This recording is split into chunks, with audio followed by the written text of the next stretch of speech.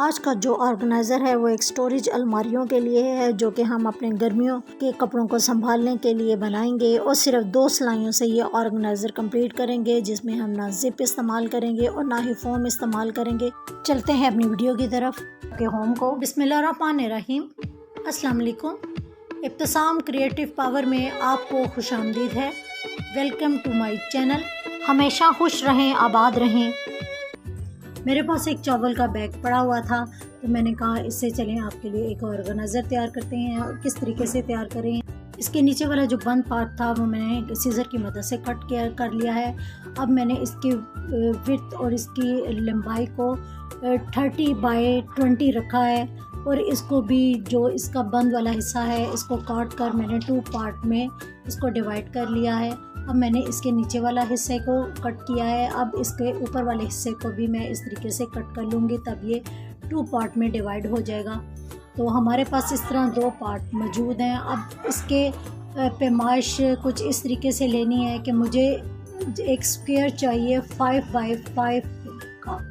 अब मैंने 5x5 का जो मेजरमेंट ली है, तो मैंने इसका एक स्क्वायर काट लिया है। इसको मैंने पहले मार्क किया है और मार्क करने के बाद मैं इसको सीज़र की मदद से कट कर लूँगी।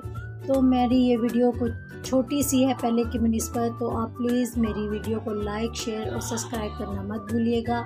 और जो मेरे बहन भाई मेरे वीडियोस पर अच्छे अच्छे कमेंट्स करते हैं, मैं उनके अभी तहे दिल से मशकूर हूँ और उनका शुक्रिया अदा करना चाहती हूँ।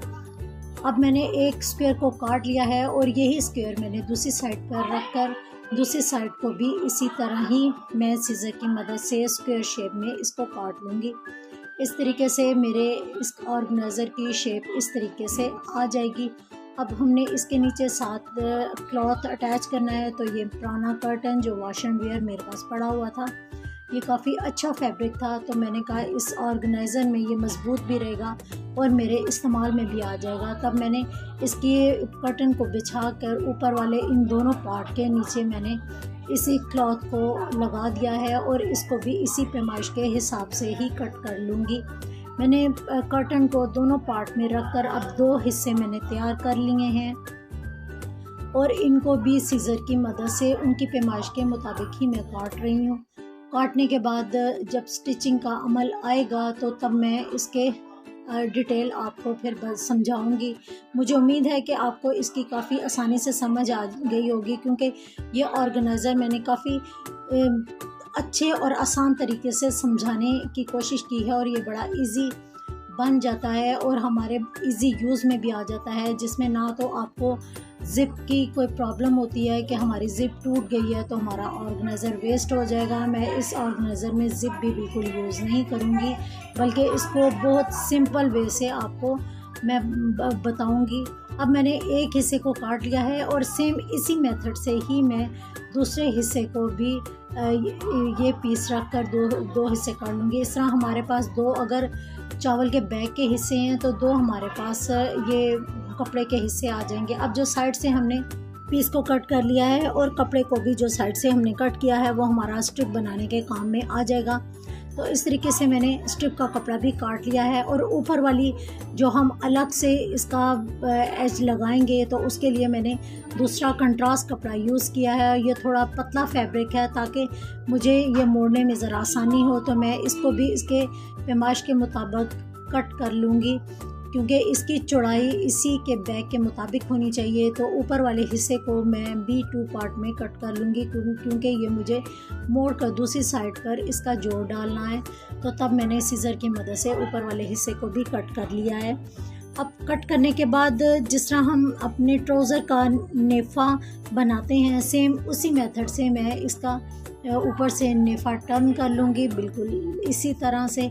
तो मैं इसको स्टिच करने के बाद आपको इसको दिखाती हूँ और तब हम नेफ़ा बनाने के बाद इसके साथ अटैच कर लेंगे।